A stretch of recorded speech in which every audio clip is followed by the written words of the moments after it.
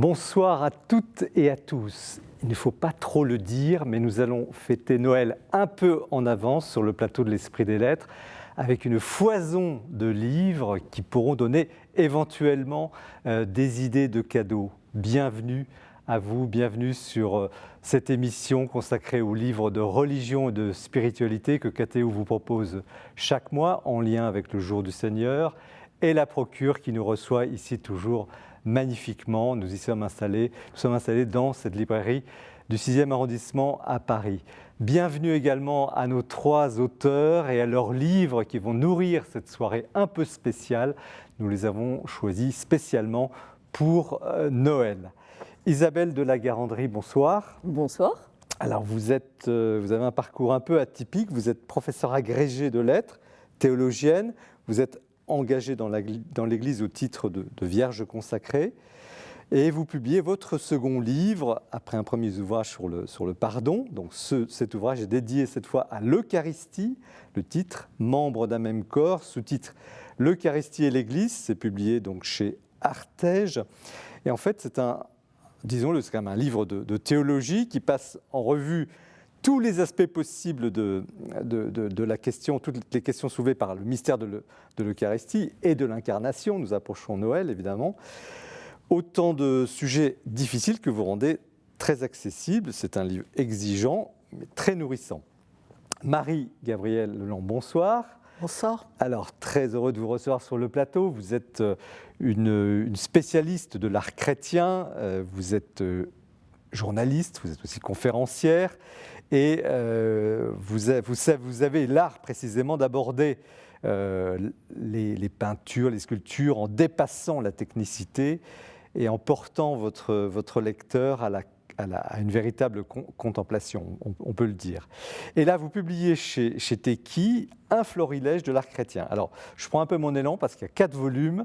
L'enfance du Christ dans l'art, la vie publique du Christ dans l'art, la mort et la résurrection du Christ dans l'art toujours, et puis la gloire du Christ dans l'art. Donc, petit format carré, très maniable, très agréable, très bien imprimé, qui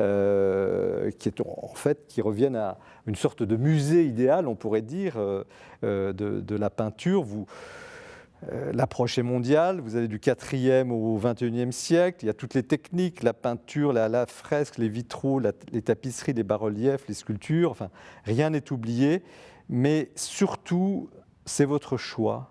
Vous avez fait une sélection d'œuvres, c'est votre regard et vous le donnez à voir et le résultat est exceptionnel, vraiment c'est assez fascinant. Merci. André Vaucher, bonsoir. Bonsoir. Alors vous êtes l'un de nos grands historiens français, grand spécialiste du Moyen-Âge et de sa spiritualité. Je rappelle que vous avez été passé par l'École normale supérieure, je dis quand même que vous étiez premier à l'agrégation d'histoire à l'époque, professeur à la Sorbonne, à Nanterre, directeur de l'École française de Rome, vous avez aussi présidé l'Académie d'inscription des belles-lettres, bref, vous êtes un homme reconnu dans le domaine de l'histoire et vous venez ici pour un ouvrage où vous collaborez, il y a d'autres auteurs, mais vous êtes un des auteurs phares de cet ouvrage sur Saint-Michel, un livre d'art publié au Cerf Saint-Michel, c'est le titre, et qui retrace vraiment magnifiquement l'implantation des grands sanctuaires dédiés à l'archange, le Mont Saint-Michel en France, mais il n'y a pas que cela, on y verra tout à l'heure, mais aussi toutes les représentations de Saint-Michel et sa spiritualité. Donc c'est une très belle occasion de redécouvrir l'importance de Saint-Michel. D'ailleurs, le pape François l'a remis au goût du jour assez récemment. Et c'est un livre d'une grande densité, d'une grande richesse. Voilà donc les 3 ouvrages dont nous allons parler ce soir, qui ont tous quelque chose à voir avec l'incarnation, avec Noël. Nous commençons l'émission comme à chaque fois avec un tour d'horizon de l'actualité du libraire que nous propose ce mois-ci Bertrand Deschamps. Voici venu le temps des beaux livres. Et comme chaque année, la production est magnifique. Et nous allons commencer avec 2 éditeurs d'exception qui sont toujours fidèles au rendez-vous. Diane de Cellier, qui publie à raison d'1 volume par an ces fameux textes, association d'un grand texte, une grande épopée, comme elle l'a fait avec la Genèse il y a quelque temps, Eh bien, cette année, c'est un texte ô combien somptueux, l'épopée de Gilgamesh, illustrée par l'art mésopotamien, des dizaines de magnifiques bas-reliefs, des tablettes, bref, un livre absolument irremplaçable et de haute gamme comme elle sait les faire. Autre éditeur toujours présent, Citadel et Masneau, qui, dans sa magnifique collection Art et Civilisation, nous offre un art des chrétiens d'Orient, livre complet qui est allé un peu sur les traces de toutes ces communautés durement ébranlées par les conflits et les guerres, avec un patrimoine souvent dans un état un peu délabré, mais que de belles choses, des icônes, des fresques. C'est un travail magnifique qu'a dirigé Raphaël Ziadé, L'art des chrétiens d'Orient, un volume qui restera. Et puis il est question beaucoup cette année de saints, avec évidemment Saint-Michel dont il est question, mais aussi deux ouvrages que je voulais signaler qui ne sont pas des livres d'art, des formats plus petits, avec une anthologie de textes et d'illustrations. Le premier s'appelle Jean-Baptiste le passeur de lumière, que l'on doit à Pascal Léger, et le deuxième de Françoise Bonnardel est centré sur la figure de Saint Christophe. Voici deux saints sur lesquels il n'y avait pas grand-chose et nous nous en réjouissons. Et puis la quintessence, si je peux dire, du livre d'art, c'est la monographie de peintre. Et là, dans ce domaine, les éditions Taschen font merveille avec un magnifique œuvre complet de Bruegel.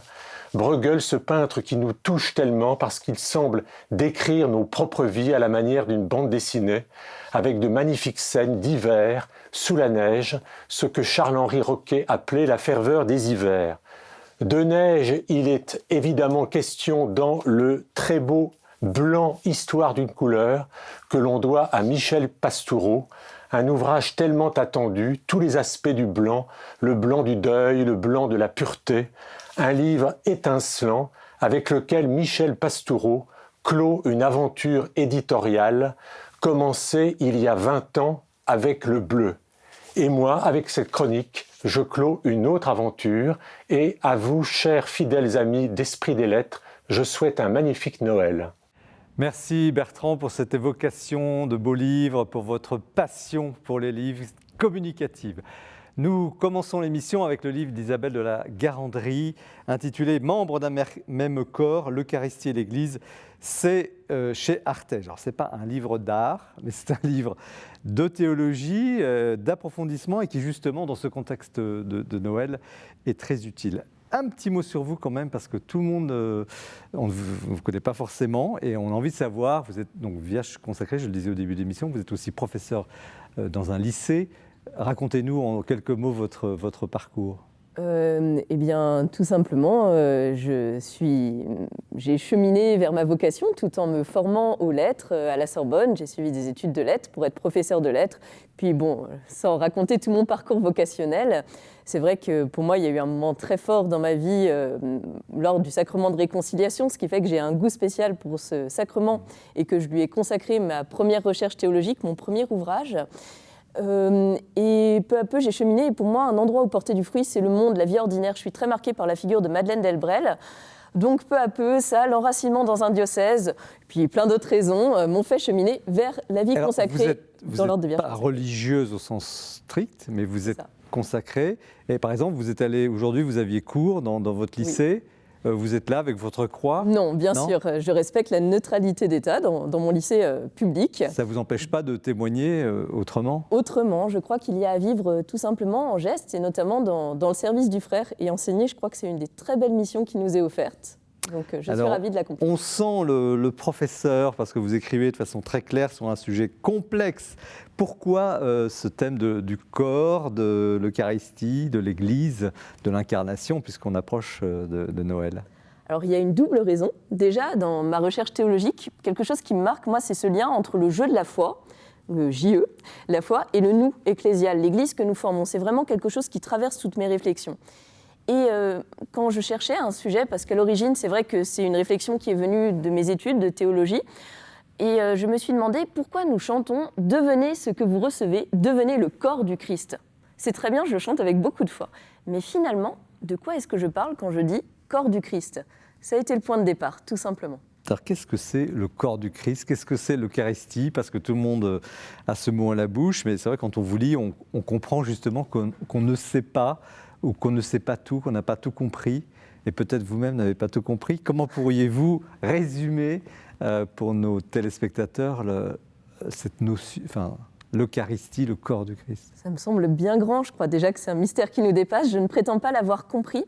En revanche, quand j'ai commencé à chercher ce lien, je me suis dit déjà, mais en fait, donc Eucharistie, Église, c'est deux manières quand on parle du corps du Christ, ça veut dire l'un et l'autre. Mais comment et pourquoi?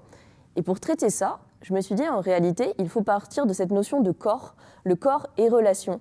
Et donc, j'ai commencé à cheminer avec la Genèse, tout simplement, l'histoire du corps de l'homme magnifiquement créé à l'image de Dieu et qui n'a pas perdu, mais qui a perdu sa ressemblance à cause du péché originel, qui s'en est détourné. Et finalement, alors je retraverse l'Ancienne Alliance, le Premier Testament, pour essayer de voir combien toutes les alliances sont des manières de nous réunir progressivement dans cette communion originelle avec le Seigneur, mais que finalement, ce lien dans le corps du Christ nous est redonné seulement, ultimement, dans l'Eucharistie.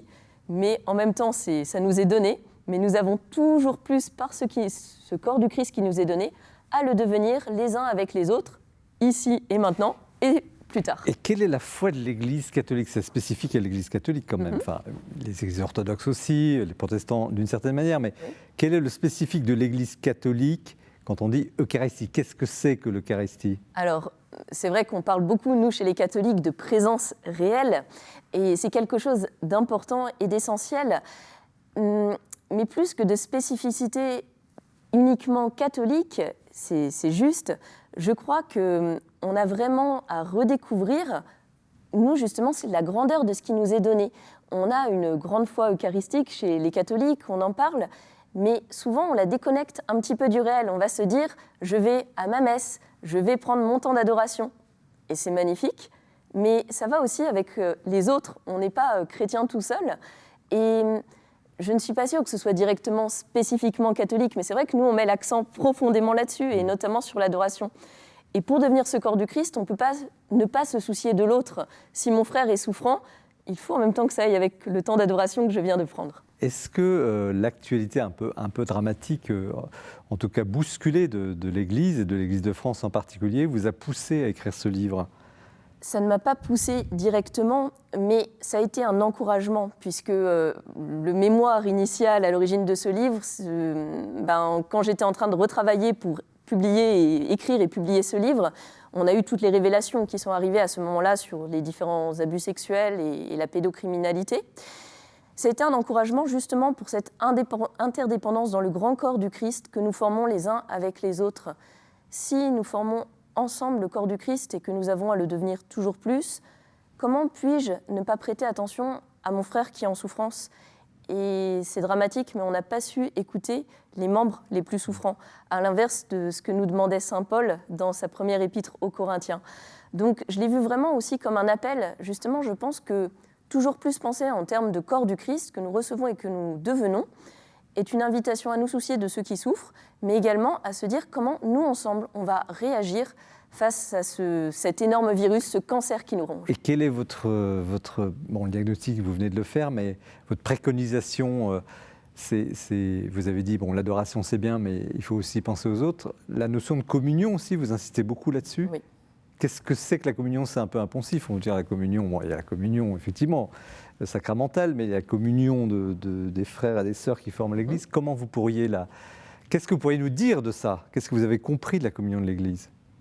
Pour moi, je pense que c'est vraiment quelque chose à redécouvrir. Justement, c'est pour ça que je pense que redécouvrir les deux acceptions de corps du Christ, c'est essentiel pour aujourd'hui.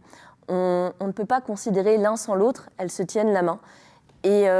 Et trop souvent, dans nos messes du dimanche, on va se retrouver par groupe d'affinité, ou peut-être pire encore, on parle beaucoup d'archipel pour le catholicisme aujourd'hui, où chacun vit sur son îlot. Mais peut-être que redécouvrir justement profondément ce sens de la communion pourrait nous aider à refaire ensemble quelque chose, et non pas simplement de manière séparée. Et pour revenir quand même sur « Que ai-je compris de la communion ?», il y a Jean-Marie Tillard, que je cite, c'est dans mon livre, qui dit « Comment des frères ayant fait Eucharistie pourraient-ils encore être en désunion ensuite ?» Je pense que c'est quelque chose à redécouvrir tout simplement pour ne pas critiquer son frère dès la sortie de la messe. C'est pas un peu idyllique quand même comme vision? Je pense qu'il y a un côté idyllique, mais je crois qu'on n'y pense pas assez aussi. Et peut-être que ressavourer ça, se dire je reçois le corps du Christ et peut-être que j'ai à sortir de ma zone de confort et à rester simplement avec ceux avec lesquels je me sens bien, c'est une invitation. Et le catholicisme, la suite du Christ, c'est aussi exigeant. Pourquoi ce sacrement est-il à ce point combattu? Est-il combattu Dans le sens où certains disent mais tout ça c'est une explication mais c'est pas vrai, il n'y a pas de présence réelle, ou d'autres qui disent mais à quoi bon communier si on n'est pas ensuite en communion, et ainsi de suite. Il y a beaucoup de débats sur ce thème. On l'a vu aussi d'ailleurs pendant le confinement, il y a une période où il n'y avait pas l'accès à l'Eucharistie, et c'est un sujet quand même qui n'est jamais tranquille, l'Eucharistie. Pourquoi ? Déjà parce que c'est un mystère plus grand qui nous dépasse. Donc évidemment, déjà, il y a un acte de foi à poser. Si je reste simplement à ce que je vois, je ne vais pas aller nulle part. Enfin, je ne vais pas beaucoup avancer. Je pense que c'est le premier point. Ensuite, je pense que c'est l'endroit où nous recevons le plus et profondément la vie aussi. Et nous avons à nous enraciner et à en vivre. Mais nous sommes tout simplement attaqués, nous avons plein de tentations aussi. Donc peut-être qu'une des premières tentations qui peut surgir en nous, c'est de nous couper de cette source-là et des grâces dont nous avons à vivre, tout simplement. Comment Dieu, dans sa grandeur, peut-il se donner en nourriture? Pour certains et pour d'autres religions, c'est absolument scandaleux, impensable. Vous parliez de l'incarnation au début, et bien c'est ça, c'est exactement aussi le mystère de l'incarnation. Dieu se fait chair. Et c'est à la fois quelque chose d'inouï et qui nous sauve, et en même temps, c'est un scandale absolu, c'est dans la Bible. Que le Dieu lui-même prenne notre chair et soit pleinement Dieu et pleinement homme, finalement, tout procède de là. C'est ce qui nous permet d'être sauvés. En même temps, c'est un acte inouï de foi à poser. Et le Christ lui-même, justement, c'est complètement dans la suite du mystère de l'incarnation, nous donne pleinement son corps lors de la dernière scène. Et... Alors, on verra tout à l'heure avec Gabriel Leblanc des scènes justement représentées. Pourquoi Dieu, je vous pose une grande question là, mettez-vous un peu à sa place, pourquoi Dieu a-t-il choisi la nourriture, le repas, pour entrer en communication avec l'homme ? Je ne sais pas, je ne suis pas dans le dessein de Dieu. Vous avez un parallèle intéressant. J'ai une petite idée, oui. Quand même, néanmoins, c'est que je pense que quand on ne mange pas, tout simplement, on défaille. C'est quelque chose aussi de vital. Nous avons besoin de nourriture pour entrer en relation. Et le pain, c'est l'aliment de base de notre nourriture humaine, alors que le Seigneur se donne sous l'aspect, dans le pain. C'est aussi tout simplement nous dire qu'il veut vraiment nous donner la vie, peut-être avec un petit V et avec un grand V. Il y a un parallèle intéressant au début du livre avec la tradition juive du repas. Un petit mot là-dessus. Également, c'est vrai que dans mon livre, j'ai essayé aussi de vouloir montrer combien l'Eucharistie s'inscrivait dans une histoire. Alors, je ne suis pas historienne, donc je n'ai pas retracé toute l'histoire, mais j'ai voulu montrer combien le repas de la dernière scène s'inspirait et s'ancrait dans la tradition juive des bénédictions et du repas pascal également. Donc, dans l'Ancienne Alliance, notamment du repas pascal avant le passage de la mer Rouge, pour libérer ce peuple hébreu. Et là, nous aussi, nous sommes libérés du péché et invités à retrouver cette pleine communion avec Dieu. Il y a des approches très différentes relativement différentes, peut-être pas avec les orthodoxes, mais avec le monde protestant. Comment pourriez-vous nous résumer ce qui se passe en fait sur le plan théologique, parce que vous êtes baigné dans ces sujets-là. Qui croit quoi? Alors, c'est un petit peu compliqué parce que, oui, justement, en quelques mots, ce synthèse. serait très compliqué puisque les églises protestantes n'ont pas forcément toutes le même rapport exactement à ce que nous appelons l'Eucharistie, entre la scène. Cependant, on oublie trop souvent qu'eux-mêmes célèbrent des scènes. Alors, ce qui va différer, c'est peut-être la compréhension de ce qui se passe et ce qui se vit. Mais c'est également important pour eux. Et plutôt que donner les détails de présence ou de distinction là-dessus, j'aimerais insister sur un point. Je parle beaucoup justement de l'ecclésiologie de communion, c'est-à-dire de l'Église vue comme une communion. Et ça, c'est justement un endroit où catholiques et protestants ne sont pas forcément d'accord, mais arrivent à entrer en relation et finalement à reparler aussi de l'Eucharistie de manière plus sereine, plus apaisée. Bon, il faudrait entrer avec beaucoup plus de détails parce qu'on ne peut pas tracer ça seulement à grands traits. Mais justement, le même Jean-Marie Thiers disait que l'ecclésiologie de communion nous permet de briser le carcan de malentendu, et je crois que c'est assez vrai. Une dernière question avant de donner la parole à nos invités. Vous êtes de la nouvelle génération de l'Église. Vous publiez ce livre. Comment vous traversez, vous, cette Église qui n'a pas vraiment le moral, disons-le quand même, en cet hiver 2022, comment vous, de votre expérience, de ce que vous êtes, comment vous traversez ça ? Difficilement, comme chacun, mais ça n'atteint pas ma foi au Christ et à l'Église. Justement, pour moi, c'est quelque chose d'essentiel, ce lien. Mais justement aussi, en écrivant ce livre, pour moi, ce n'est pas juste un acte d'écriture. Je veux vraiment être au service du peuple chrétien. Alors, c'est vrai par l'écriture, mais en essayant d'être oreille, justement, au sein de ce corps du Christ et en prêtant attention à ceux qui ont à se confier et à parler. Je crois que c'est une manière aussi d'aider progressivement à retisser des liens dans ce corps qui parfois semble se disloquer peut-être de ces deux-là. Merci. Marie-Gabrielle Leblanc, alors vous avez un regard d'historienne de l'art. Je ne suis pas théologienne. Mais vous n'êtes pas théologienne, mais justement, j'aimerais bien avoir votre réaction sur mais j'ai toujours beaucoup aimé la liturgie. Donc. Alors, comment ce livre qui revisite l'Eucharistie, un sujet j'aimerais faire deux remarques différentes. De par mes centres d'intérêt et mes occupations professionnelles, je suis très, très souvent immergée en milieu copte-orthodoxe en Égypte et en milieu orthodoxe byzantin, en particulier en Roumanie, enfin en Europe de l'Est. Et donc c'est intéressant, les protestants je connais un petit peu moins, mais c'est intéressant de voir les particularités, quoi, parce que c'est vrai que nous on a un petit peu du mal à faire vraiment communautaire par les personnes dans une paroisse qui sont engagées dans la catéchèse ou dans les différents, enfin qui ont des responsabilités en paroisse, sinon tout le monde rentre chez soi, alors que chez les Coptes on se réunit très, très largement pour pique-niquer ensemble après la messe, et puis l'après-midi, alors soit le vendredi si on n'a pas congé le dimanche, soit le dimanche, on a des activités tout l'après-midi. Elle est au cœur de la communauté. De catéchèse, donc vraiment la question communautaire est très, très présente, ainsi que le côté engagement caritatif, engagement de catéchèse, tout le monde est engagé en paroisse. Alors, les orthodoxes, surtout la Roumanie que je connais vraiment très, très profondément, ils ont autre chose que je regarde toujours avec un petit peu d'envie, parce que ça me touche beaucoup, c'est le côté mystique qui est bien présent chez les Coptes aussi. C'est ce sentiment que, pour mon goût, on n'exprime pas assez dans notre Église catholique, c'est la liturgie éternelle qui est célébrée perpétuellement devant le trône de Dieu, et donc notre liturgie sur terre est l'écho de la liturgie éternelle qui est célébrée par les anges devant le trône de Dieu, et ça, je trouve que c'est magnifique.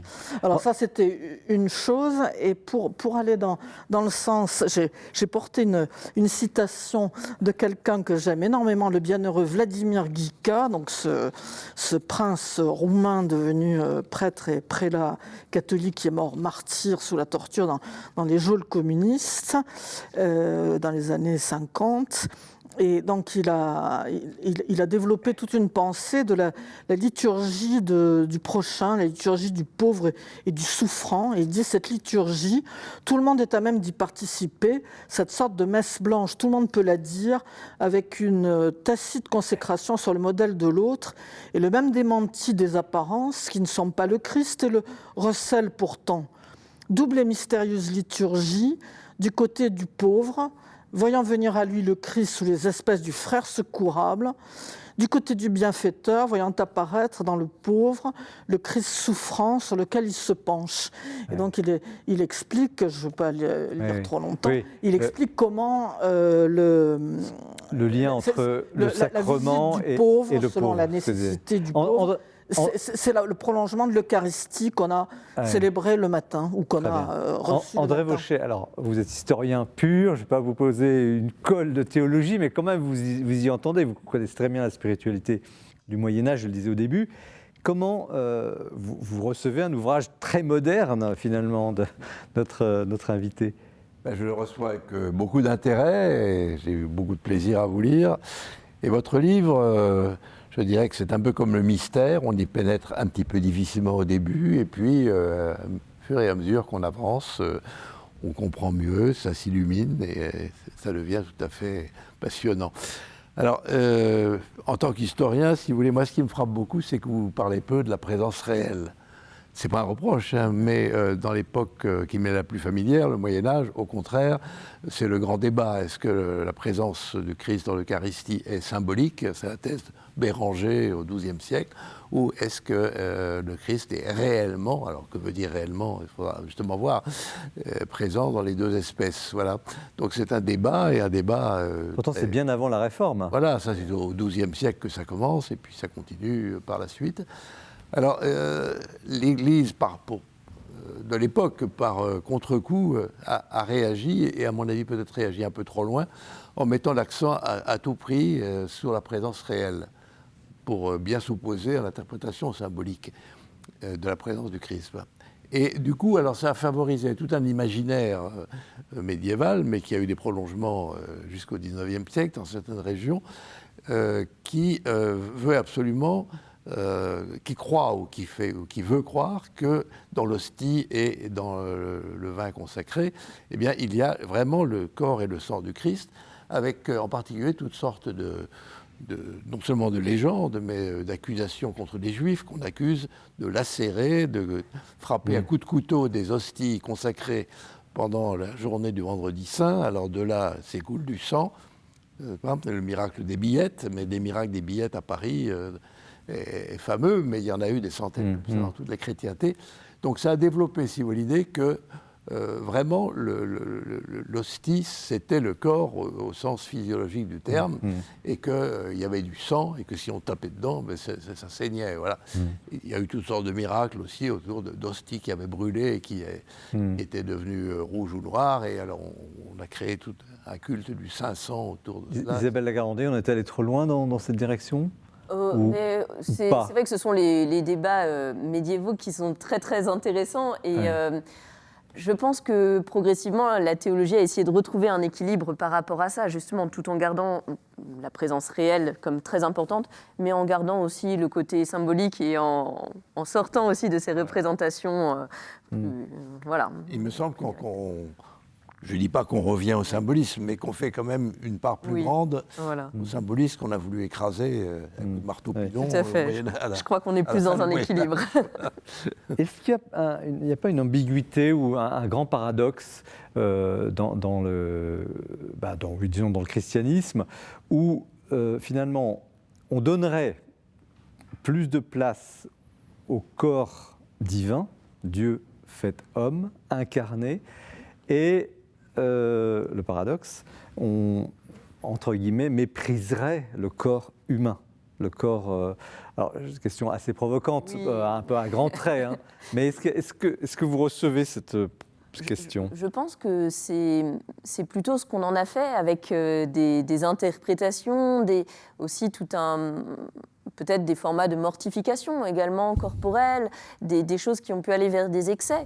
Mais en réalité, justement, c'est pour ça que j'ai souhaité retravailler avant tout le corps de l'homme créé par Dieu, parce que le corps est merveille de Dieu, avant tout, a été créé par Dieu, et c'est un don de Dieu à savoir faire vivre. C'est pour ça que j'ai vraiment pris ce fil rouge du corps, parce que notre corps est fait pour être en relation, et il est bon en soi. André Vauchet ? J'ai bien aimé aussi l'accent que vous avez mis sur la dimension communautaire de l'Eucharistie.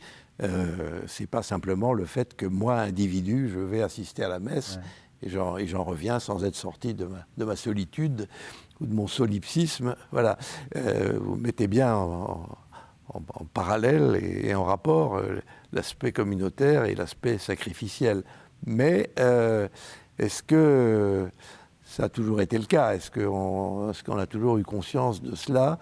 Il ça pose le problème aussi de la messe solitaire. Est-ce qu'un prêtre ou un moine qui dit la messe tout seul, sans communauté, sans public, est-ce que son sacrifice a un sens? On a commencé à se poser la question au XIe siècle. Un moine réformateur, qui est devenu cardinal à la fin de sa vie, Saint Pierre d'Amiens, a écrit une lettre pour justifier cela, parce qu'il était lui-même ermite à l'origine.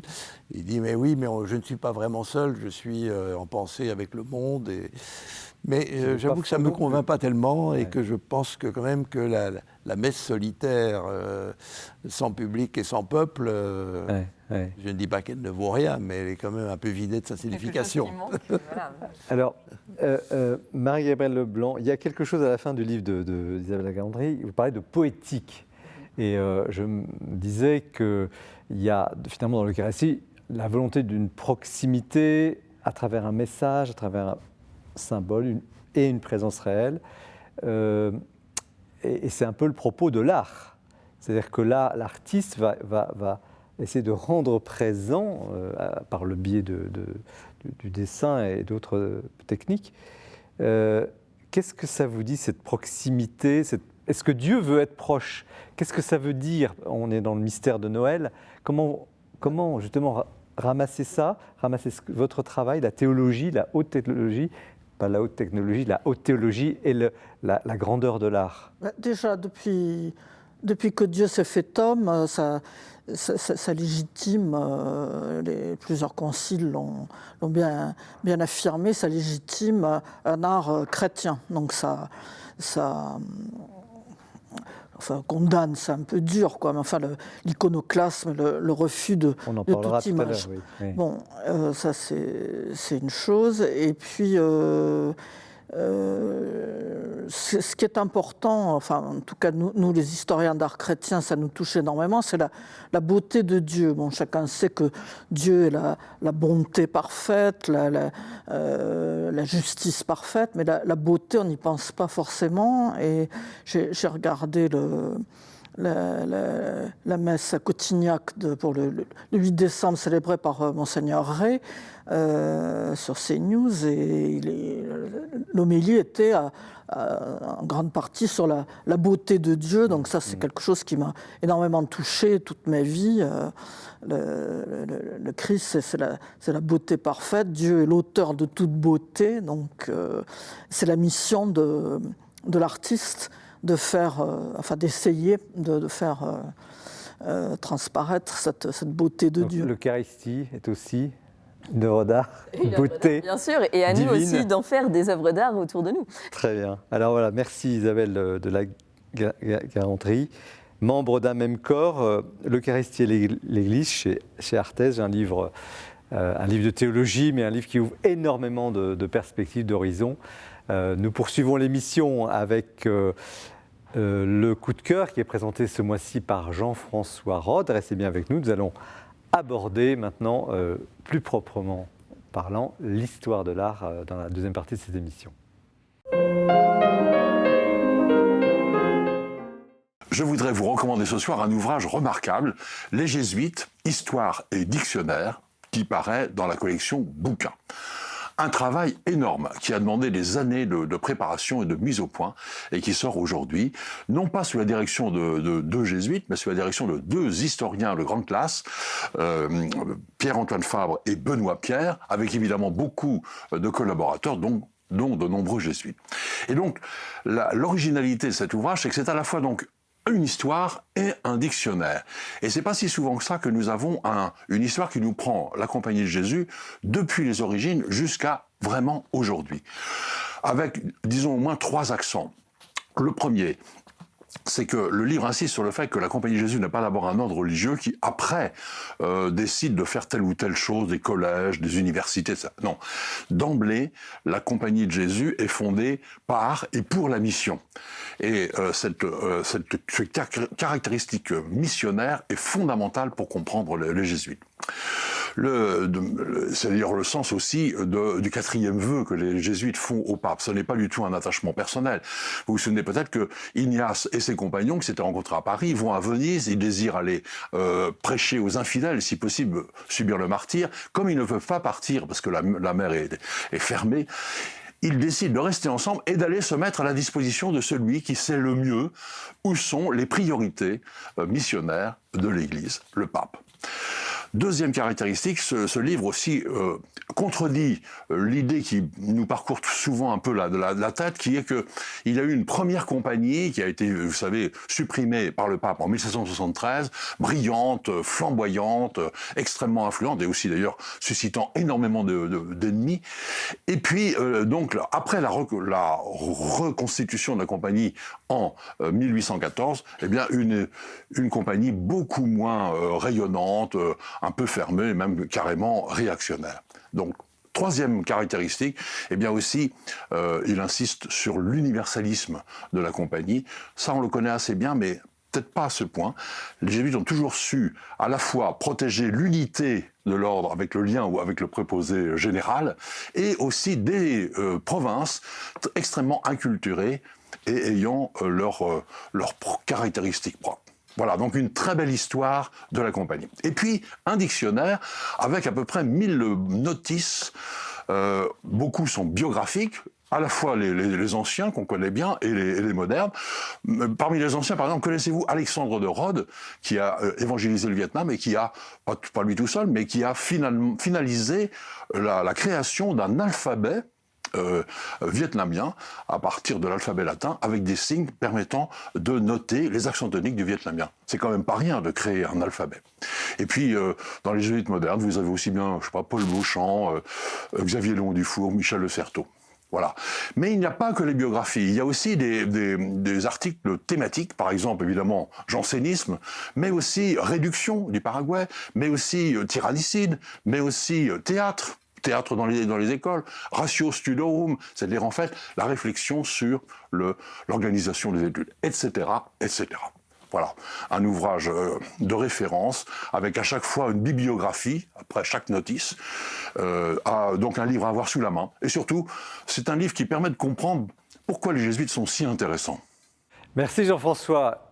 Présentation passionnée des jésuites. Cela ne nous étonne pas, en tout cas complète effectivement cet ouvrage extrêmement intéressant. Nous poursuivons l'émission avec les 4 volumes présentés par Marie-Gabrielle Leblanc, donc c'est chez Tekki, sur une sorte d'histoire de l'art autour de la figure du Christ, avec donc l'enfance, la vie publique, la mort et la résurrection, et puis la gloire du Christ. Donc, petits ouvrages, un format très facile, très bien imprimé, et à chaque fois, une notice, une présentation de vous qui commentez, mais qui allait plus loin justement que la technicité.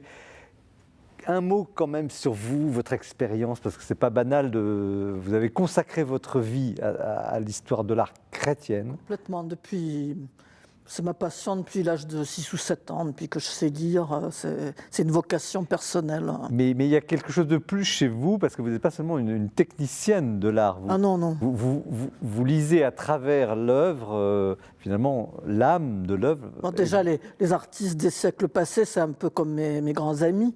Ouais. Et puis tout ça est vraiment vivant pour moi, et je souhaite transmettre. J'ai toujours aimé transmettre. Même petite, quand j'avais lu un livre, j'aimais le raconter dans la cour de récréation aux autres. Alors, comment avez-vous travaillé? Parce qu'il y a des milliers, j'imagine déjà là, il y en a je ne sais pas combien il y a d'images. Il y a 100 œuvres par volume. Par volume, c'est le format de la collection. 400 déjà. Mais des représentations du Christ, c'est innombrable. Il y en a des milliers. Bon. Comment avez-vous sélectionné? C'est le fruit de 30 ans de travail.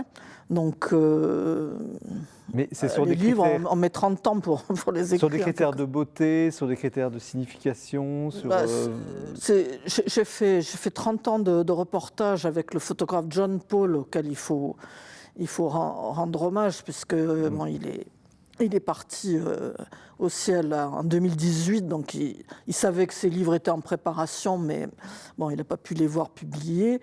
Donc on a sillonné le monde entier à la recherche des traditions chrétiennes et des œuvres d'art pendant 40 ans pour Famille chrétienne et puis après pour France catholique.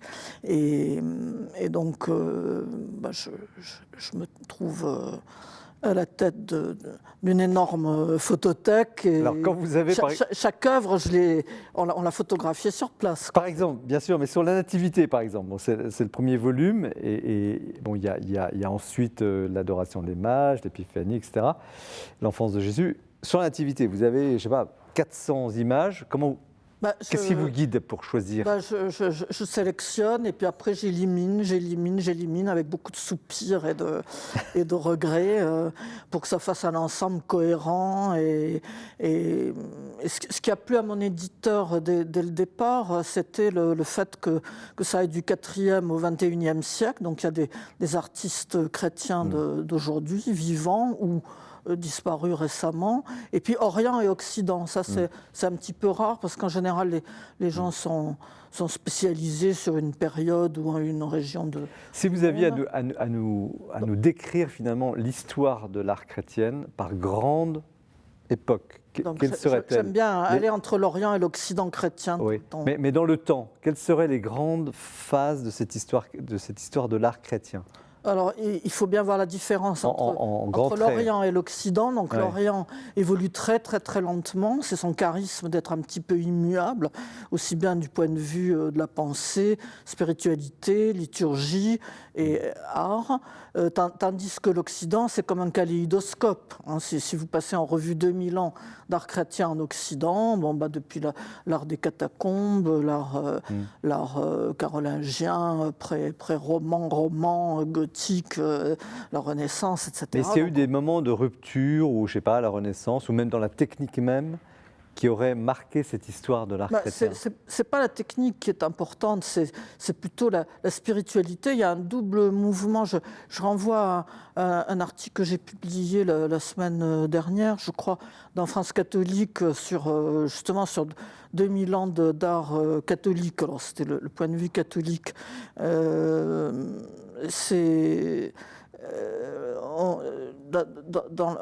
En Occident, il y a une époque, par exemple l'époque romane, où Dieu c'est le tout autre. Le Christ n'est pas souffrant sur la croix, c'est le Christ en majesté. Et puis à partir du XIIIe siècle, fin XIIe, on commence à représenter les souffrances du Christ, parce qu'il y a les cathars, il y a l'islam qui nie que le Christ est mort sur la croix.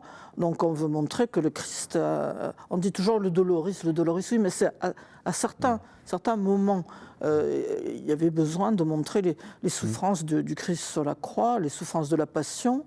Et il y a un double mouvement, c'est-à-dire qu'à la fois l'art répond aux besoins des chrétiens et s'inspire de la spiritualité de l'époque. Par exemple, Saint François d'Assise, les stigmates, donc ça va changer le regard sur la passion du Christ au XIIIe siècle. Et dans l'autre sens, l'art influence aussi la civilisation de l'époque. Rome, par exemple, au XVIIe siècle, est l'inspiratrice de la civilisation européenne. Qu'est-ce qui est le plus représenté? C'est la croix ou d'autres situations dans la vie du Christ?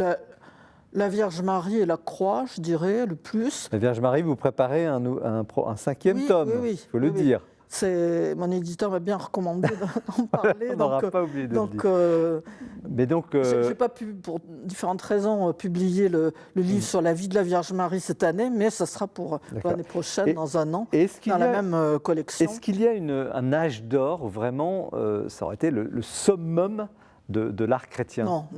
Alors ça, je me suis battue toute ma vie. Il y a des tas de catholiques qui disent après la Romance, le gothique c'est déjà la décadence, la Renaissance on n'en parle pas. Non. À chaque fois, ça répond aux besoins d'une époque. Donc l'art baroque européen, c'est un très grand moment de l'art chrétien, très très très important. Mais il faut comprendre chaque époque. Il faut se plonger dans... Oui, mais aujourd'hui, on est plutôt en basse eau quand même. Aujourd'hui en termes de créativité artistique, picturale, en tout cas en peinture. Malheureusement, depuis Maurice Denis, l'Église catholique, c'est un petit peu désintéressé d'être mécène et d'être commanditaire. Donc il y a des artistes remarquables, chrétiens, qui pressent aujourd'hui l'Église d'être à nouveau mécène. Donc il y avait des gens remarquables il n'y a pas longtemps, comme Henri Guérin. Ou, vous avez Gucci, qui est un artiste On a reçu d'ailleurs sur ce plateau il y a 2 ans. Tout à fait premier plan, oui. Et puis d'autres qui sont peut-être un peu moins connus, mais qui sont remarquables, comme François Pelletier, Bruno Desroches, François-Xavier de Boissoudy. C'est des peintres remarquables, chrétiens. Est-ce que vous, avec cette immense collection, j'imagine que vous allez avoir un musée dans la tête, vous avez votre jardin secret et vos œuvres vraiment préférées? Ah oui, bien sûr. Il y a le bienheureux Fra Angelico, bien sûr, c'est le seul peintre qui soit béatifié. Il y a Van Eyck chez les Flamands, puisque j'ai fait mes travaux universitaires sur la peinture flamande du XVe siècle. Il y a le Georges de la Tour, il y a le baroque européen que j'aime énormément. Je me sens comme un poisson dans l'eau dans Et qu'est-ce que ça vous fait, même avec... Avez-vous un regard habitué? Est-ce que, quand vous arrivez devant une œuvre, est-ce que vous êtes toujours surprise ou touchée par cette œuvre? C'est toujours le même ravissement. C'est-à-dire, qu'est-ce qui se passe? C'est un lieu... L'image est pour vous, ou la représentation, est pour vous quand je vais dans tel musée ou tel monastère où il y a des fresques, c'est comme de retrouver des amis, des œuvres, soit que je n'avais vues qu'en reproduction, soit que je suis déjà venu souvent à cet endroit. C'est exactement comme de retrouver des amis. Oui, mais est-ce que vous la regardez, par exemple, vous dites, quand on voit un vieil ami qu'on n'a pas vu depuis longtemps, oh là, t'as un petit peu vieilli ou t'as un petit peu... Ah non. Vous regardez le petit détail, oh là, il y a un truc qui ne va pas. On découvre toujours quelque chose. Mais c'est l'émerveillement. Oui, toujours, oui. C'est une passion. En tout cas, vous la partagez, les livres, par vos notes, les notices et le choix, et vraiment, ça donne envie. C'est-à-dire, ce sont des livres, c'est pas seulement de l'histoire de l'art, c'est aussi pour inciter les gens à méditer. Et ça me fait grand plaisir quand des personnes me disent je lis une œuvre tous les jours, puis ça me fait ma méditation, donc ça me touche beaucoup. Est-ce qu'il y a une technique qui serait un peu reine dans l'histoire de l'art chrétien? Peinture, vitraux. Oui, la peinture, oui, bien sûr. C'est vrai, la peinture. La peinture, oui. Puis il y a tout l'art des chrétiens orthodoxes et d'Orient où il n'y a que la peinture. Donc même les fresques, vous ne... Les fresques, oui, ça fait partie de la peinture. Oui, mais oui, bien évidemment. Mais quand elle est fixée sur un mur et qu'on a très peu de temps pour la réaliser, c'est pas un tableau que vous allez reprendre. C'est très particulier. Il y a 24 heures. Au bout de 24 heures, c'est sec et là, c'est fini. Et il y a des chefs-d'œuvre extraordinaires. Sauf en Égypte où c'est de la peinture murale à sec. Oui. C'est pas de la fresque, donc là, il pouvait prendre plus de temps. Alors là, vous évoquiez à l'instant l'art oriental, qu'on vous qualifiez d'oriental, pardon, je sais pas. C'est curieux parce qu'il y a des icônes dans vos sélections, mais assez peu finalement. Parce que on a l'impression que c'est un art qui serait un peu fixé, le monde de l'icône. C'est un peu un art un peu à part. Oui, c'est très très codifié. Et c'est vrai que je suis peut-être plus sensible aux fresques dans l'art orthodoxe ou dans l'art copte ou l'art éthiopien. Les fresques me touchent énormément. Alors, comment... alors, je ne sais pas, on ne va pas commencer par vous, André, parce que vous êtes un œil de spécialiste, mais peut-être, Isabelle Lagarandry, comment vous recevez ce musée portatif, ce musée de poche? Déjà, j'ai trouvé ça extrêmement lumineux. C'est l'impression que j'ai eue. Voilà, tout simplement en ouvrant, là, notamment le volume sur l'enfance du Christ, il y a quelque chose d'une lumière qui se dégage. Et voilà, en feuilletant tout ça, au début, je me disais, mais comment c'est organisé? Et au bout d'un moment, j'ai cessé de me poser trop de questions et je me suis laissée surprendre justement en me disant, mais finalement, ça montre à chaque fois des facettes du Christ différentes. C'est une vraie aide pour entrer dans le mystère. Et voilà, donc je comprends que ça puisse servir de méditation. Et j'ai été aussi marquée par un petit mot là, à la toute fin de l'introduction, je crois, en disant ne pas hésiter à le laisser entre les mains des enfants pour qu'ils entrent par l'art dans le mystère de Dieu. Et c'est un peu une question qui m'a travaillée en me disant mais est-ce qu'aujourd'hui encore, la question de l'art, notamment en catéchèse, un petit peu en pastorale, on l'aborde finalement? Voilà. Non, justement, c'est ça qui est dommage. On montre des dessins que je ne qualifierais pas par charité, mais j'en pense pas moins. Et même s'ils ne comprennent pas tout, mais c'est très important, même si on ne sait pas encore lire, de regarder des images d'œuvres d'art. Donc de laisser traîner à la maison quelques livres d'art et que les enfants puissent s'habituer à voir du beau. On parlait tout à l'heure de la beauté de Dieu, et c'est très important. André Vaucher, quel est votre avis d'expert sur cette œuvre, collection? Ravi d'avoir cette masse de documentation que vous nous fournissez, et avec des choses... des œuvres dont certaines sont très peu connues. Et que vous avez découvert des choses que vous ne Oui, connaissiez pas? il y a des choses que je ne connaissais pas, et surtout dans les pays orientaux. Et puis il y a beaucoup d'œuvres qui sont dans des collections particulières que personne ne peut voir. Et les œuvres contemporaines qui sont finalement parmi les moins connues, paradoxalement. Donc c'est un corpus tout à fait imposant. Alors je pense aussi que, pour revenir à ce qu'on disait à l'instant, il y a un tournant qui est au XIe, XIIe siècle, lorsqu'on redécouvre l'humanité du Christ. C'est là qu'on voit le lien entre la spiritualité et l'art. Avant l'an 1000, on ne représente jamais un Christ crucifié, sanglant, torturé. Ça n'existe pas. Il y a des crucifix, avec la personne du Christ, mais c'est un Christ qui est déjà glorieux, déjà triomphant.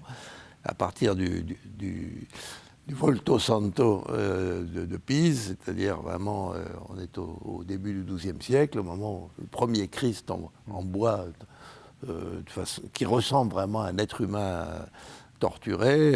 À partir de ce moment-là... Dans les Pyrénées que ça a commencé, voilà, il y a dans le aussi Val de Boye, fin du XIIe siècle. Les Val de Boye, etc., enfin les crucifix catalans qui ont été montrés à Paris quelques dizaines d'années maintenant. Voilà, donc il y a un tournant là absolument certain, que le premier millénaire a préféré le hiératisme, et c'est là aussi qu'on voit la rupture entre Orient et Occident, parce que l'Orient a quand même tout à fait une autre conception de l'image. Pour l'Occident, les choses sont réglées à partir de Grégoire le Grand, c'est-à-dire une somme autour de 600 après Jésus-Christ. Grégoire le Grand écrit à des missionnaires en Angleterre en disant « les images doivent être utilisées pour expliquer l'écriture aux simples, aux ignorants, aux illettrés ». Il dit ça à ceux qui l'envoient en Angleterre, prêcher à des païens. Il dit vous leur montrerez des images, mais c'est un but pédagogique. En Orient, c'est autre chose. En Orient, on considère que, surtout après les débats liés à l'iconoclasme 8e, 9e siècle, la doctrine qui est définie au Concile de Nicée II, c'est que l'image n'est pas seulement une représentation artistique, mais qu'elle est véritablement un reflet de la puissance de Dieu. L'icône devient pour les églises orientales quelque chose comme la relique en Occident. Bien sûr, on vénère aussi des reliques en Orient, mais beaucoup moins qu'en Occident. Et l'image est une sorte de relique, de témoin de la présence divine. Et c'est pourquoi le genre artistique n'évolue pas tellement, parce que le modèle est fixé une fois pour toutes. Mais on peut mettre des variations de détails, mais on ne peut pas changer cette image miracle. Pourquoi dans ces conditions, l'Église catholique, je caricature, je vais très vite à donner ce feu vert, ce blanc-seing à la représentation divine, et pourquoi il y a eu cette querelle de l'iconoclaste, l'interdiction de représenter le divin, alors pas seulement dans le monde chrétien, mais dans le judaïsme, dans l'islam. Qu'est-ce qui empêche, où est le problème de représenter le divin? La querelle iconoclaste, c'est en Orient, mais alors en Occident, on a c'est les protestants qui ont refusé. Pour quelle raison? Les luthériens ont un peu d'iconographie un petit peu, mais les calvinistes, pas du tout. Où est le danger? Si vous me permettez, parce que Où est le danger de représenter Dieu? j'ai étudié cette question récemment dans un livre sur les sanctuaires qui est paru l'an dernier. Et pourquoi est-ce que les protestants se sont acharnés sur les sanctuaires et sur les images saintes et les sculptures de saints et de la Vierge? Parce qu'ils avaient l'impression qu'il y avait là quelque chose d'idolâtre. C'est-à-dire qu'on revenait au paganisme, on revenait à l'Antiquité où on adorait les dieux sous la forme de statues. Et donc, pour eux, c'était quelque chose d'insupportable. Oui. Donc, le statut de l'image dans la religion chrétienne n'est pas évident. Hein. Il a été interprété de diverses façons. Certains évêques, même déjà à l'époque carolingienne, étaient contre le culte des images. Ouais. Donc on a des variantes. On a finalement une voie qui s'impose, qui est celle de la représentation imagée des mystères sacrés. Mais on a une réaction aussi très violente avec la réforme protestante qui proscrit l'image parce que s'étaient développées des images miraculeuses qui produisaient des miracles, des guérisons, des conversions, etc. Et que cela a paru absolument scandaleux. Et je pose la question à l'ancien directeur de l'école française de Rome, qui est une grande école d'histoire, donc au cœur de la ville de Rome, que vous avez dirigée. Mais il se trouve quand même que nos amis et frères italiens, dans les programmes scolaires, ont de véritables programmes d'histoire de l'art et d'histoire chrétienne. Absolument. Alors pourquoi, dans cette France, certes laïque, mais quand même latine, on n'arrive pas à transmettre cette connaissance? Mais ça fait des décennies qu'on en parle. On a fait toutes sortes de pétitions, on a créé des commissions ad hoc, etc. On n'est jamais arrivé à créer en France un enseignement de l'histoire de l'art dans l'enseignement secondaire. C'est navrant, c'est accablant. C'est grave. Pas seulement pour l'art chrétien, l'art en général, n'est pas enseigné, alors qu'en Italie, c'est courant. Et les catholiques pratiquants, il y en a beaucoup qui ne s'intéressent pas du tout à l'art chrétien. Enfin, il y a aussi dans le clergé quand même une certaine indifférence vis-à-vis de l'art, considéré un peu comme un luxe inutile. Moi, je suis un peu jalouse quand je vois comme les Italiens sont effectivement formés depuis le primaire, je ne sais pas, mais enfin au moins depuis le collège. Mais de quoi a-t-on peur, André Vaucher? Pourquoi l'éducation nationale, pour être clair, je pense qu'en France, a peur de l'histoire de l'art? Au nom de la sacro-sainte laïcité, on a peur que ça devienne de la propagande religieuse. Les choses comme il y a des conférencières du Louvre qui doivent faire une visite pour des élèves de n'importe quel âge. Et le professeur dit alors surtout rien de chrétien. Voilà. Moi, j'ai été quelques années avec Monseigneur Rouet, l'évêque de Poitiers à l'époque. On nous avait invités à Saint-Savin pour rencontrer des gens du patrimoine, etc. Et alors chacun faisait un peu... intervenait en disant ce qu'il expliquerait à des élèves ou à des enfants, etc. Et alors les gens qui étaient là disaient oui, alors il y a une représentation à Saint-Savin de l'Apocalypse. Alors évidemment l'Apocalypse aujourd'hui, personne ne sait plus ce que c'est. Hein. Et alors le chef des guides disait oui, alors moi quand je fais visiter ça à des élèves, je leur dis que c'est comme les cauchemars quand ils voient des dragons dans leurs cauchemars. Bon, mais c'était atterrant, je veux dire, à ce moment-là il aurait mieux valu qu'ils ne disent rien que de dire des histoires. Alors, peut-être pour donner un peu d'espérance quand même, je trouve que dans les nouvelles spécialités, on peut enseigner un petit peu d'histoire de l'art tout de même en humanité, littérature, philosophie. Mais c'est vrai qu'il convient de donner aux élèves d'aujourd'hui des clés, en fait. Pour entrer dans l'art, souvent, ils n'ont pas les clés, justement, parce que le rapport à la Bible, les textes, ils ne connaissent pas. Donc, en donnant tel ou tel texte, en veillant justement à en parler de manière très laïque, ça leur donne des clés, et finalement, ils comprennent mieux. Mais c'est vrai que ça reste du saupoudrage. Et voilà. Alors, voilà. Isabelle Lagrange, vous vous chargez d'une grande mission, là, parce que vous allez devoir transmettre le goût de l'histoire de l'art, et merci à Marie-Gabrielle Leblanc de nous introduire, de nous réintroduire dans cette beauté à travers ces quatre volumes magnifiquement commentés et illustrés et imprimés. Vraiment, c'est un bonheur de les feuilleter, de les méditer. L'équipe de Teki a fait un très bon travail de très mise beau en travail page. J'y d'édition, pour rien, il faut le mais souligner, et c'est en plus facile à transporter. avec ça des peut- extraits des œuvres qui sont dans les marges, un petit peu comme des enluminures. Très bien. En tout cas, voilà, une belle œuvre. Nous allons parler maintenant du livre, de l'imposant ouvrage Bibliochère sur Saint-Michel, avec l'historien André Vaucher. Mais maintenant, il y a un portrait qui est très important que Mathilde Mailleux va nous présenter de quelqu'un qui était venu sur ce plateau en octobre 2018 et qui était un homme d'une très grande valeur qui est disparu il y a peu de temps. Et c'est une forme d'hommage. Et je me souviens, enfin, ces livres m'ont beaucoup marqué. Je me permets de vous faire part de cette remarque personnelle. Et voilà, Mathilde va. Écoutons Mathilde Mailleux.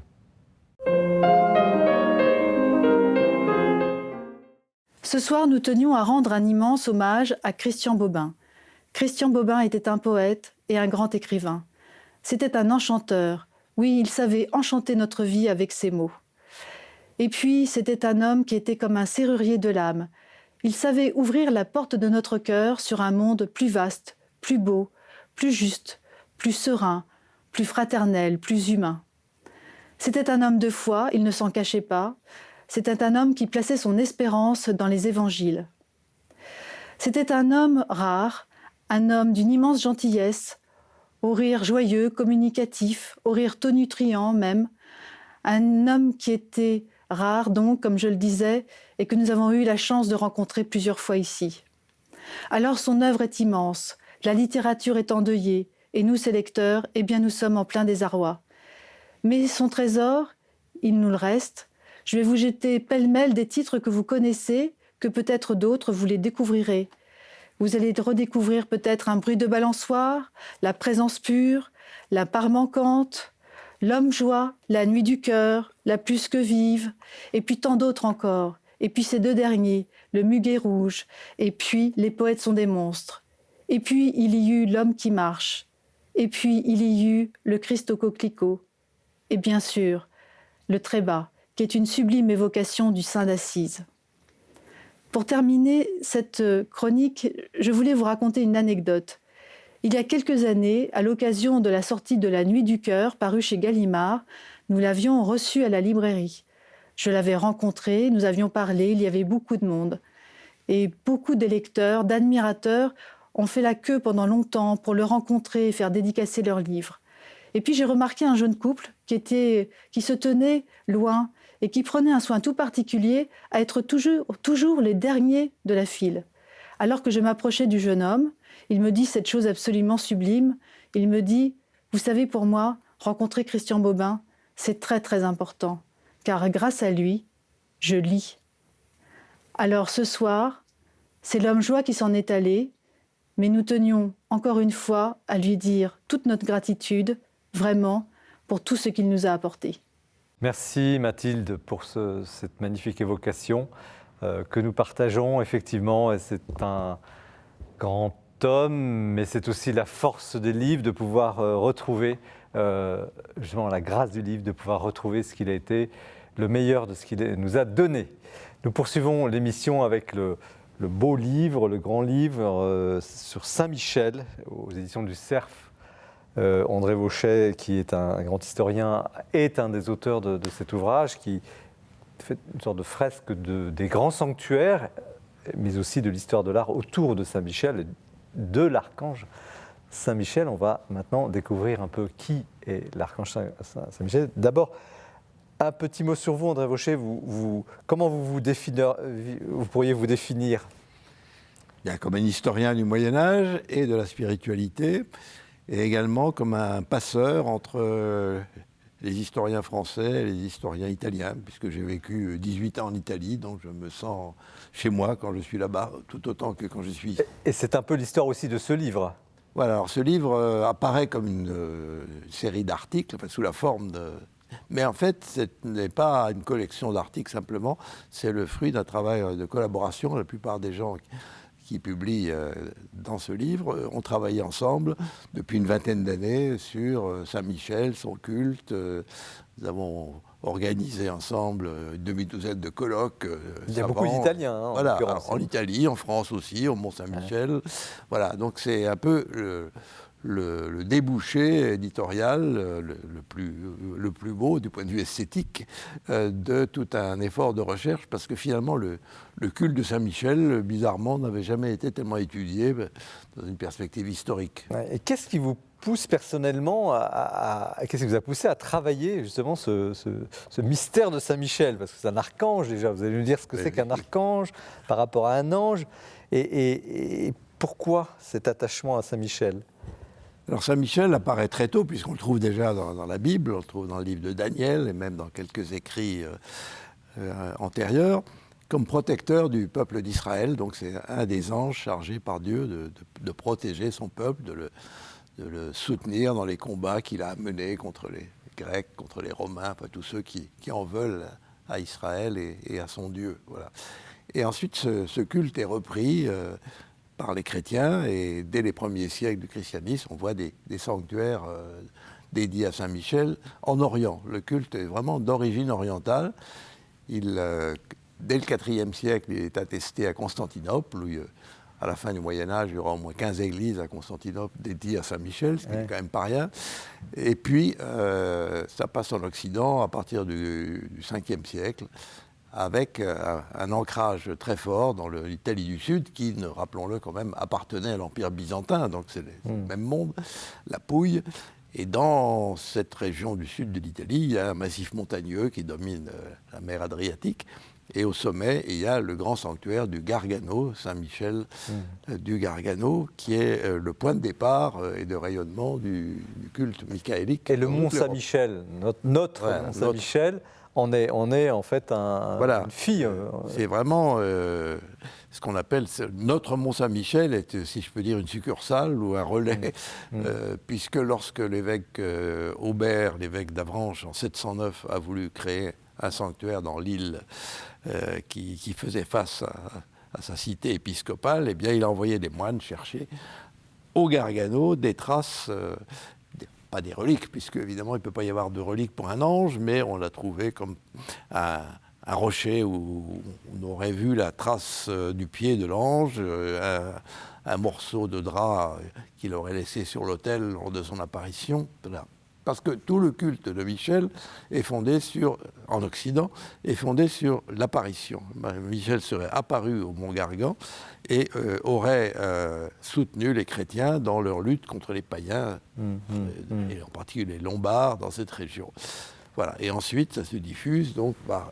Alors ça se diffuse parce que l'Église l'appuie et l'utilise pour déraciner des cultes païens, enfin considérés par elle comme païens, antérieurs, en particulier des divinités des montagnes.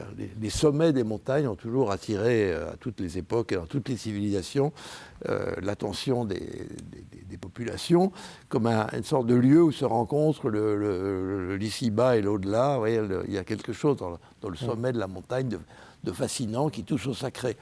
Et alors, il y avait des divinités des montagnes dans le paganisme, et l'Église utilise le culte de Saint-Michel pour le substituer à ces divinités, et Michel devient le dieu des hauteurs. Aussi, beaucoup de ces sanctuaires sont des sanctuaires de montagne, ou des sanctuaires situés sur des éminences. Il a aussi cette spécificité, on le voit souvent représenté avec une lance terrassant le dragon, qui est une source biblique. Voilà. C'est une autre caractéristique de Saint-Michel. Alors c'est un saint guerrier, c'est un saint combattant qui défend donc le peuple juif d'abord, puis chrétien ensuite. Et donc il est représenté avec des armes, une armure, un bouclier, etc. Voilà. Donc ça c'est le premier Saint-Michel, si je peux dire. Mais il y a d'autres interprétations du personnage qui se greffent là-dessus, en particulier le personnage qui fait passer les âmes de l'ici-bas à l'au-delà et qui procède à la pesée des âmes. Alors, là aussi, on trouve des personnages de ce type dans la religion égyptienne, par exemple. On voit des divinités qui aident le mort à passer dans le monde, enfin le vivant décédé à passer dans le monde des morts et à y trouver la meilleure place. Bien, Michel joue un peu ce rôle. Prévôt du paradis. Voilà, C'est prévôt très du bon. paradis. Pourquoi prévôt? Parce que prévôt, c'est le prépositus, c'est celui qui est au-dessus. Donc c'est un archange, ce n'est pas un simple ange. Il est Alors justement, la le chef différence. de la milice céleste. Alors, quelle est la différence entre un archange et un ange? Ben, écoutez, dans la conception traditionnelle des anges, parce qu'il y a toute une angélologie, aussi bien dans le judaïsme que dans le christianisme, les anges sont classés dans un ordre hiérarchique. Alors vous avez les anges, et puis vous avez les puissances, les dominations, les trônes, et vous avez les archanges qui sont en haut de la hiérarchie. Et le premier, c'est Michel. Et puis vous avez deux autres qui sont reconnus par l'Église, nommément, qui sont Raphaël, qui est nommé dans le livre de Tobie, et Gabriel, qui est l'ange de l'Annonciation. Et puis une masse d'anges anonymes, si je veux dire, qu'on ne vénère pas nommément, mais qui seront ensuite repris par l'Église dans le cadre du personnage de l'ange gardien, parce que chacun a son ange gardien qu'il ne connaît pas, mais qui veille sur lui néanmoins. Voilà. Et c'est une tradition aussi chrétienne que juive, Voilà. les anges. Alors, la croyance aux anges est tout à fait importante dans le judaïsme tardif, c'est-à-dire des 2 derniers siècles avant Jésus-Christ. Et il y a même eu dans le christianisme, au début, des risques de déviation, puisque saint Paul écrit à un moment aux Colossiens qu'il venait de convertir à l'Évangile. Il leur dit n'en faites pas trop pour le culte des anges, parce qu'il craint qu'on perde de vue l'essentiel, qui est le culte du Christ, et que les anges, bien sûr, ils y croient comme tout le monde, mais ils ne voudraient pas que ça dérive. Voilà. Et alors l'Église a toujours eu cette attitude à la fois de foi profonde dans les anges et en même temps le danger de déviation, parce que le culte des anges pouvait, dans la mesure même où ils étaient très nombreux et où leur pouvoir était c'est pas un risque très couru actuellement. était très difficile à maîtriser. Disons. Comment se fait-il que le pape François ait restauré finalement la prière à Saint-Michel, qu'il a demandé d'ailleurs, il a demandé dans la période un peu difficile, il y a 2 ans je crois, qu'elle soit dite, enfin il a même créé lui-même une prière. Quel était le sens de ça à la fois? Saint-Michel, c'est un peu un prophète, un signal quand les choses vont très mal. Alors, je ne peux pas me mettre à la place du pape, qui ne m'a pas fait confiance. Mais du point de vue historique. Mais je dirais, non, si j'essaye de trouver une logique dans ce geste, c'est peut-être l'idée quand même que l'Église, c'est un secret pour personne, est affrontée en ce moment à des tempêtes et qu'elle a besoin d'un soutien, d'un renfort, et que ce renfort, eh bien... Michel lui apporte avec d'autres de la part de Dieu. Voilà, il faut aussi faire la part de l'importance de Michel en Amérique, parce que Michel n'est pas simplement vénéré par les Européens. Son culte a eu un grand succès au Brésil, en Argentine, enfin tous les pays d'Amérique du Sud sont aussi des grands dévots de Saint-Michel. Et dans l'histoire de France, parce que là aussi ça apparaît dans le livre, à travers le Mont-Saint-Michel, mais vous parlez évidemment de Charlemagne, de Jeanne d'Arc, de Louis XI. Saint-Michel semble imbriqué, en tout cas, à une certaine période de l'histoire de France. Oui. Alors, Saint-Michel donc, est l'ange ou l'archange qui résiste au mal et qui combat les forces du mal. Bien sûr que Dieu les combat, mais Dieu, on ne le voit pas, il est loin, on a du mal à l'imaginer, tandis que Michel est son représentant, si je peux dire, sur Terre, dans ce combat, dans lequel il intervient personnellement à certaines occasions. Et alors, évidemment, tout ce thème a été repris sur un plan politique, surtout à la fin du Moyen-Âge, lorsque la France a traversé des heures tragiques à l'époque de la guerre de 100 ans. Alors le Mont-Saint-Michel était déjà connu avant, les rois de France y allaient en pèlerinage, ce n'était pas du tout un endroit perdu, mais ce qu'il a vraiment fait connaître dans la France entière et bien au-delà, c'est la résistance qu'il a opposée aux Anglais. Pendant 15 ans, il a résisté, à un moment où où les armées royales étaient complètement en débandade. C'est le Mont-Saint-Michel qui a maintenu, si je peux dire, une présence française en Normandie et qui a maintenu l'honneur de la France, comme aurait dit le général de Gaulle, dans cette période tragique. Voilà. Alors après, il est devenu le patron de la monarchie française qu'il a adopté, par opposition aussi à la monarchie anglaise qui, elle, avait choisi Saint-Georges. Donc on avait d'un côté les bannières de Saint-Georges et de l'autre les bannières de Saint-Michel qui représentaient la France et l'Angleterre. Et alors Louis XI, qui était un politique très habile, a créé un ordre de Saint-Michel pour... alors c'est intéressant parce qu'il n'y a fait entrer que des nobles, des princes du sang et des nobles de très haut lignage, non pas par scrupule ou par volonté d'exclure les nobles moins titrés, mais parce qu'il voulait les maintenir en paix. Donc les maintenir en paix, c'était de les faire se rencontrer, de les obliger à travailler ensemble pour la prospérité du royaume et non de conspirer les uns contre les autres ou contre le roi. Donc il y a une espèce de volonté de reprise politique du culte de Saint-Michel. Et Jeanne d'Arc? Et Jeanne d'Arc, alors c'est évidemment le témoignage le plus extraordinaire que nous ayons de la présence, de la réalité concrète, vécue du culte de Saint-Michel, puisque dans son procès, il y a toutes sortes de témoignages par elle-même de la relation très forte qu'elle a entretenue à Saint-Michel. Saint-Michel est à l'origine de sa vocation avec Sainte-Marguerite et Sainte-Catherine qui interviennent, les fameuses voix qu'elle entend, et qui lui disent, elle, pauvre bergère d'une région périphérique, d'aller voir le roi, de prendre la tête d'une armée, enfin toutes choses qu'elle n'aurait jamais imaginées. Et donc, Saint-Michel la suit dans son périple, et finalement, à un moment, elle dit, quand elle est prisonnière à Rouen, elle dit « Je l'ai vu, il est entré dans ma cellule, et il m'a dit cela, il m'a dit telle chose, il m'a dit de ne pas me décourager, de ne pas me laisser abattre. » Et elle en donne un portrait presque visuel, mais pour elle, c'est quand même surtout une voix. C'est la voix qui lui parle de la part de Dieu. Voilà. Et alors, c'est évidemment le rôle de Jeanne d'Arc est considérable à l'époque, et le culte de Michel a gagné en profondeur à travers elle, à mesure où il s'est précisément identifié dans une large mesure avec l'ange gardien. Isabelle Lagarandrie, comment vous recevez ce récit, cette évocation de Saint-Michel? Saint-Michel vous parle? Ah oui, ça me parle. Alors, l'histoire, effectivement, donc spontanément, j'associais au Mont-Saint-Michel à Jeanne d'Arc, mais j'ai envie de réagir avec ma casquette de pèlerine, parce que pendant les vacances, je pèlerine sur les vieux chemins de pèlerinage. Et déjà, c'est anecdotique, mais j'ai pu découvrir, je suis passée à l'abbaye Saint-Michel de la Cluse en Italie sur le nouveau chemin d'Assise là, qui a été fait il y a quelques dizaines d'années, entre Vézelay et Assise. Et j'ai découvert grâce à ce livre qu'en réalité, François avait une profonde Saint-François pour les anges et notamment pour Saint-Michel. Et je l'ignorais en y passant. Donc déjà, j'ai découvert quelque chose.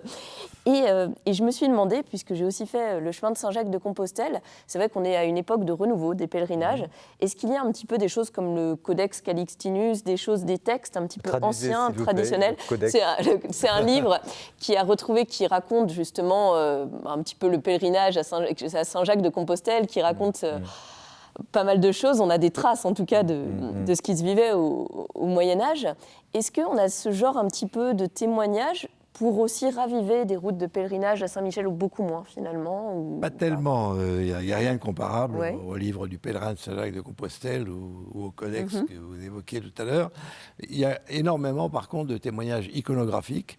On a des milliers d'images de Michel dans toute la chrétienté occidentale et orientale. Alors justement, Marie-Gabrielle Leblanc, comment vous...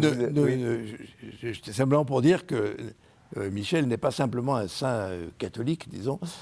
Son culte est extrêmement bien répandu dans le monde orthodoxe, en Russie. Alors, il est très vénéré. Marie-Gabrielle Leblanc, vous connaissez bien ce monde-là, mais déjà le livre en lui-même, l'œuvre. Dès qu'il est paru, je me suis précipitée pour l'acheter. Je l'ai dévoré. Bon, je connais bien la plupart des lieux qui sont évoqués sur la route de l'Ange, cette diagonale qui part de l'Irlande, l'Angleterre, qui traverse la France et l'Italie. J'ai amené très souvent des groupes culturel chrétien au Gargano, dans les Pouilles. Mais publier aujourd'hui, c'est quand même un peu très familier. C'est quand même osé peut-être de publier aujourd'hui un livre sur Saint-Michel. Ah bon? Beau livre. Non, je vous pose la question. Non.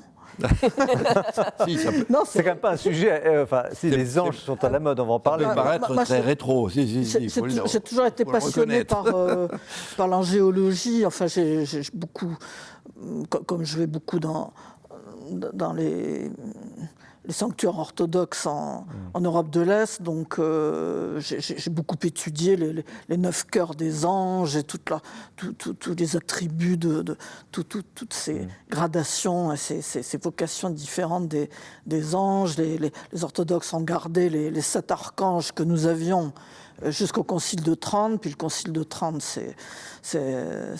nous a recentrés sur seulement 3 archanges, et donc c'est un monde très familier. Pour moi, ça m'est extrêmement familier, et bon, les anges sont vraiment des amis qui me sont très chers. Enfin, Est-ce qu'il y a un phénomène de mode? Parce que quand on va dans des rayons à la procure, certainement, mais dans des débris, disons, qui ne seraient pas attendus sur le plan religieux, il y a des rayons impressionnants sur l'angéologie, c'est-à-dire... Oui, il y a à boire et à manger. Qu'est-ce que c'est? Alors, qu'est-ce que c'est que cette angéologie moderne? Il y a le meilleur et le pire, absolument. Mais pourquoi aujourd'hui ça reviendrait? C'est quand même curieux. Parce qu'il y a un certain spiritualisme, je ne dirais pas spiritualité, c'est un spiritualisme qui aime bien spéculer sur ce qui est ou serait spirituel au sens de non charnel, non visible, et en même temps qui porterait une dimension religieuse. Il y a des tendances en ce sens. Isabelle Lagarandrie, vous le constatez ça chez vos élèves, par exemple? Alors, mes élèves, pas forcément directement. Je pense plutôt là en termes de proches, parce que c'est vrai que dans l'éducation nationale, on ne parle pas forcément directement de ces sujets-là. Et beaucoup sont musulmans, qui plus est, donc ils ont aussi un rapport aux anges. Mais on n'en parle pas directement. Mais c'est vrai que dans mes proches, il y a voilà, bon, alors, chez les catholiques, c'est une chose, mais il y a aussi toute la spiritualité. Le spiritualisme, c'est effectivement un mot plus juste. New Age aussi, qui parle beaucoup des anges. Et je pense que oui, c'est ce besoin de croire en plus grand, et en même temps la peur peut-être de se faire enfermer, mais à tort, dans une religion plus classique, sans doute. Mais Marie-Gabrielle Leblanc, est-ce que ça peut être une porte, l'angéologie, comme vous avez dit, est-ce que ça peut être une porte pour entrer justement un peu plus avant dans le christianisme? Ou est-ce que ça peut être une fausse piste? Ou une impasse? Non, il vaut mieux commencer par le Christ quand même. Le Christ, la Vierge Marie, mais enfin c'est bon. Mais il y avait une question que j'avais envie de lancer, parce que pour les orthodoxes et les chrétiens d'Orient disent jamais Saint-Michel ou Saint-Gabriel, c'est toujours l'archange Michel, l'archange Gabriel. Je trouve qu'ils ont un petit peu raison. Est-ce qu'on a raison, nous les catholiques, de dire Saint-Michel, Saint-Gabriel, Saint-Raphaël, parce que la sainteté, c'est le propre d'un homme qui essaie de se conformer à l'Évangile et de suivre le Christ, alors que les anges et les archanges, ils ont choisi une fois pour toutes, pour toute éternité. Donc, ils n'ont pas de corps pour le coup. Et justement, ils ont fait le bon choix. Ils n'ont pas de corps, Isabelle Lagarandrie. Non, justement, ils n'ont pas de corps. Je ne connais pas l'histoire, mais j'imagine que ça a été pour marquer leur proximité avec Dieu, tout simplement, ce qui est saint et ce qui appartient à Dieu. Donc, je pense que dans ce sens-là, mais on peut entendre également la vision plus orientale. Oui. Mais je pense que le retour si on peut dire, du culte de Saint-Michel, ou en tout cas de faveur de Saint-Michel, c'est lié aussi, comme vous le disiez, à cette redécouverte aujourd'hui des itinéraires sacrés, et sur lesquels se lancent des gens qui, probablement souvent, n'ont pas de pratique religieuse régulière, en tout cas, et qui veulent mettre leurs pas dans les pas de ceux qui les ont précédés, retrouver des lieux ou découvrir des lieux qu'ils ne connaissent pas en général et qui sont très beaux, empreints de spiritualité, on peut le dire. Voilà. Donc je pense qu'on a recréé depuis 20 ou 30 ans des chemins de Saint-Michel. Il y en avait, depuis Paris en particulier, les apprentis parisiens, les compagnons, jusqu'à la Révolution, devaient obligatoirement aller faire le chemin de Saint-Michel et revenir. en groupe de jeunes. Alors, il y a un lien entre Saint-Michel et les jeunes, et les enfants. Au Moyen-Âge, au XVe siècle, il y a des pèlerinages d'enfants qui quittent leur famille et qui vont en groupe de jeunes. Alors, enfants, ce n'est pas des bébés, évidemment, mais des adolescents de 13, 14, 15 ans qui partent au Mont-Saint-Michel. Alors, pourquoi ? Eh bien, il y a déjà un phénomène extraordinaire, cette montagne au milieu de la mer, et qui est rattachée à la terre une partie du temps, puis qui ensuite redevient la mer. Enfin, il y a quelque chose d'extraordinaire là pour l'esprit des jeunes, et on retrouve ça dans les chroniques allemandes du XVe siècle, où vraiment le simple fait d'aller à Saint-Michel est considéré comme une sorte d'entrée en adolescence. Alors, il y a une dimension, il y a tellement d'aspects, mais peut-être en cette période de Noël, enfin qui approche de Noël, la question du combat spirituel, parce que c'est quand même très lié à Saint-Michel. Alors, est-ce que c'est quelque chose du passé ? Est-ce que c'est au contraire peut-être une dimension importante et qui dans cette spiritualité peut être retrouvée ? Oui, ça je le pense complètement. Je pense que le combat spirituel est... Qu'est-ce que c'est que le combat spirituel ? C'est ce que nous sommes tous. Alors, il y a les grands combats spirituels dont on va faire les récits, et tout simplement le combat spirituel quotidien de chaque jour pour dire oui au Seigneur dans toute notre vie, malgré la pesanteur de notre péché, malgré toute notre opacité à la grâce, savoir laisser passer le Seigneur malgré tout. Alors, il y a ça, et puis il y a les grands combats, les grandes eaux, quand on a l'impression que tout prend les flots et qu'on est perdu. Et effectivement, Saint-Michel en est un grand représentant. Et pour faire quand même un peu de pastoral des jeunes, je suis marquée combien chez notamment les adolescents, en effet, c'est une dimension très importante parce que c'est les jeunes adultes même, c'est l'heure des choix de vie. Et c'est pas simple. Et la figure de Saint-Michel marque dans ces cas-là. C'est celui qui terrasse le dragon, c'est celui qui permet d'avancer. Alors, l'émission arrive déjà à sa fin et je voudrais vous poser une dernière question à tous les trois, la même question, puisque Noël approche et que, si j'ai bien regardé, il y a toujours beaucoup d'anges autour de la crèche. Quelle serait votre évocation pour ce Noël 2022 qui est quand même un petit peu morose ? Une œuvre d'art, une pensée, une idée, quelque chose qui pourrait aider nos amis téléspectateurs qui nous font la grâce et la fidélité de suivre l'émission. Qu'est-ce que vous pourriez dire pour ce Noël 2022 ? Donc, je ne sais pas qui veut commencer. Ce sera le mot de la fin pour chacun. Avoir les yeux absolument fixés sur le Christ, parce que lui ne déçoit jamais. Et on n'est pas chrétien, on n'est pas catholique, on ne va pas à l'église pour le Père Untel. Voilà, on y va pour rencontrer Jésus, pour rencontrer le Christ et avoir vraiment une relation d'amour, d'amitié avec lui. Donc il faut s'accrocher à lui plus que jamais. André Gaucher ? Je reprendrai cette idée de combat spirituel. Il me semble que c'est quelque chose qui retrouve peut-être une certaine actualité en liaison avec le contexte politique. Depuis 40 ans ou 50 ans, on ne connaissait plus la guerre. Tout à coup, on se retrouve en situation de guerre, comme si ça tombait du ciel, si je peux dire. Donc, je pense qu'un saint comme Michel, par exemple, peut retrouver aujourd'hui une actualité qu'il n'avait sûrement pas il y a 30 ans. Isabelle de Garandry, vous avez le mot de la fin. Je dirais peut-être, regardez, effectivement, tout semble morose, mais Marie et Joseph, si on les regarde en vérité, à Bethléem, c'était aussi très très morose, ils n'ont pas eu de place, ils se sont retrouvés sans doute dans un endroit où ça sentait très mauvais, et le Sauveur est né là, et il nous a apporté la lumière, donc vraiment se dire, la lumière peut apparaître même au cœur des ténèbres, et à partir de lui, savoir en discerner d'autres. Merci beaucoup. Merci à tous les trois, donc merci à André Gaucher, participant et co-auteur de ce magnifique livre, Saint-Michel aux éditions du Cerf. Merci Marie-Gabrielle Leblanc pour ces 4 et bientôt 5 sur la Vierge Marie, 4 opuscules, petits musées de poche sur le Christ dans l'art à toutes les époques de sa vie et de sa gloire. Et puis merci à vous, Isabelle de Garandry. Ce n'était pas un beau livre, mais c'est un beau livre malgré tout, un grand livre. Même membre d'un même corps, l'Eucharistie et l'Église chez Artege. Là, c'est chez Tequi, là, c'est chez au Cerf. Donc 3 3 beaux livres qui j'espère qu'ils vous ont plu, passionnés, que vous pourrez découvrir plus précisément, évidemment, en les regardant. Une façon d'entrer dans ce temps de Noël. Je vous avais dit que cette émission avait ce ton particulier. Merci de votre fidélité, merci de cette passion partagée pour le livre. Je vous souhaite à toutes et à tous une très belle fête de Noël. Nous nous retrouverons l'année prochaine.